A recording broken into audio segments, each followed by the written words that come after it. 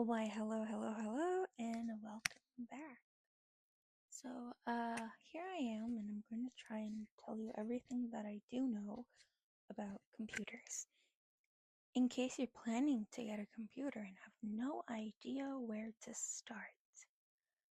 So, displays are technically not touchscreen, but they can be, and depends on the brand name you're going for, but some companies sell hybrids. So like it's generally the diagonal, so from like the bottom corner to the opposite top corner.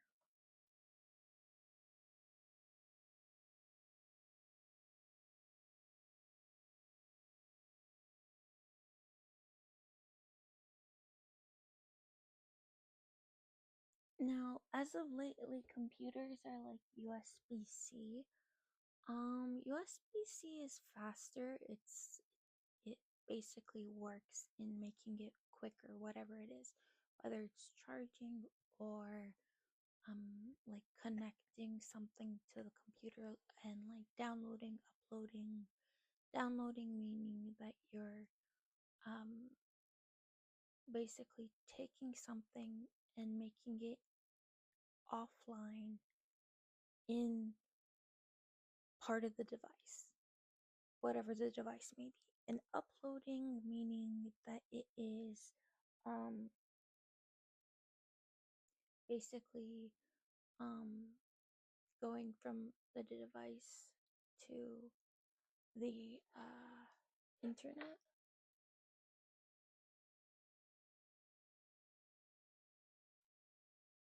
Now, USB-C definitely lets the downloading go faster.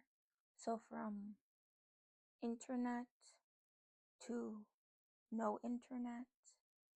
But I'm not sure about uploading, how it relates to that. And remember, uploading is from no internet to putting it on the internet. Also, you can like go and check your computer's upload speed on the internet. If you go and search um internet speed test, um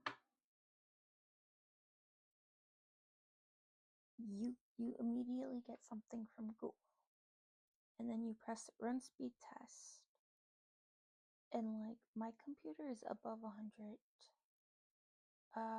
mbps, so I'm assuming that's megabytes per second if I'm not mistaken.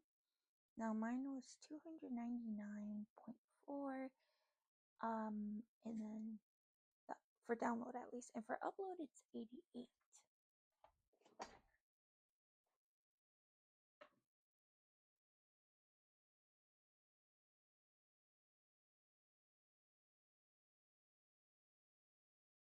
So now the question is, what is a processor? A processor used to be Intel, like something Intel 8, Intel like whatever. But like now they're going in a different route, which I'm not quite familiar with, but I do know the how it works. And this issue is mainly because I have an Apple like system now. I have no idea like that part. So basically it's basically the brains of the computer. It basically allows it to figure out functions. Next up is graphics, which is basically how high definition or how crisp and clear, or basically how like clean the line and the artwork on your computer comes out, which is not really supposedly artwork, but like basically when you look at an image on the computer or tablet or whatever it is, um does it look blurry? Does it look like you need glasses or contacts? And then memory and storage. Memory is RAM. Storage also uses similar word choice, but it's not RAM. RAM stands for random access memory. Basically, it allows you to do multiple things at the same time without giving up, or basically, multiple things at the same time without the computer deciding it needs to turn off. If you think of the core processor, so Intel, as it was before, being the brain, it basically would work better if the RAM was bigger. If the RAM is bigger and you're doing very high def, so like you're using a lot from the graph, you're gonna want a better RAM. So more RAM would be better in this case. Otherwise, you're gonna have slowdowns and issues. And it's in gigabytes, so like 16 gigabytes, 32 gigabytes, all of this is like saying 16 would do maybe I don't know, but like three things at the same time. 32 gigabytes would do like 20 things at the same time.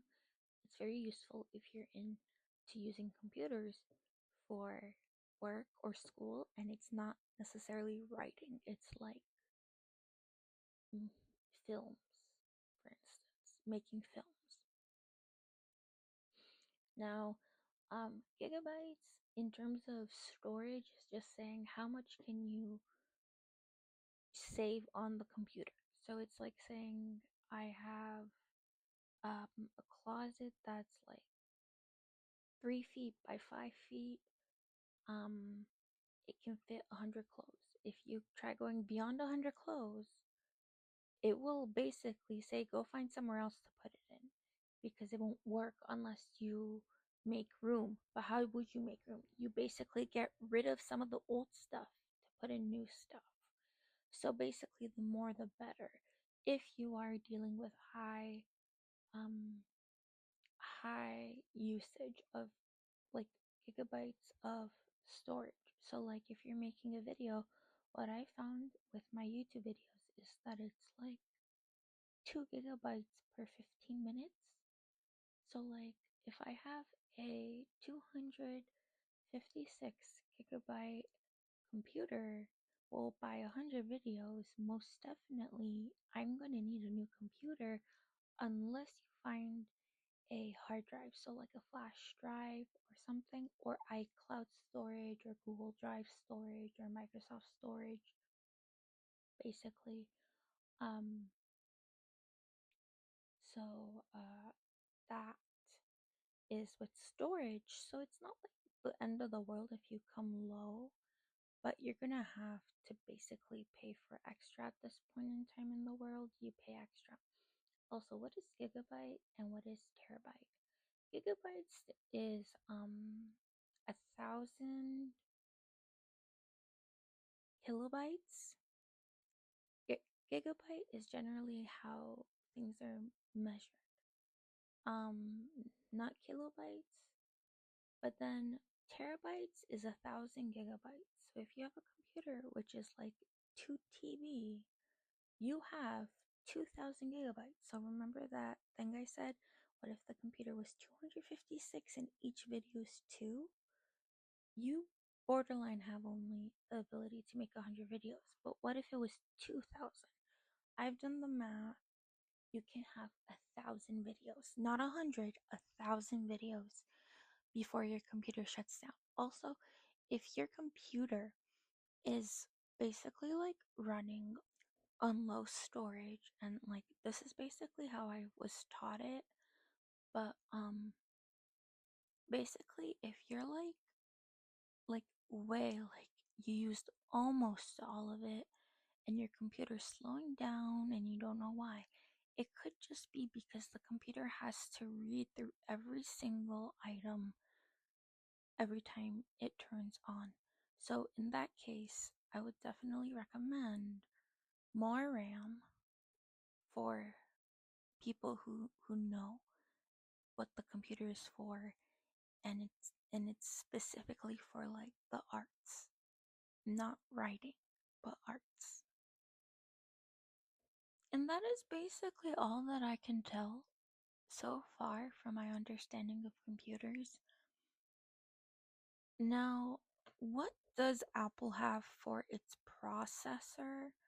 Because if I'm not mistaken, Microsoft's, as I'm looking at it right now, uses Snapdragon.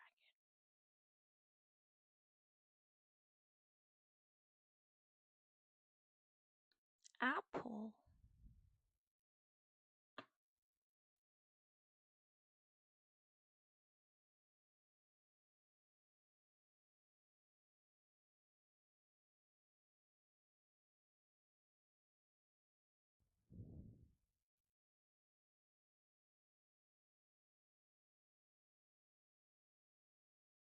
according to Apple, um, the use of Intel went to Apple's silicon, so they've also changed. And Intel is INTEL, and I'm going on their website just to see um what they're doing these days, but they're still a brand from what I can tell. So we'll see what happens.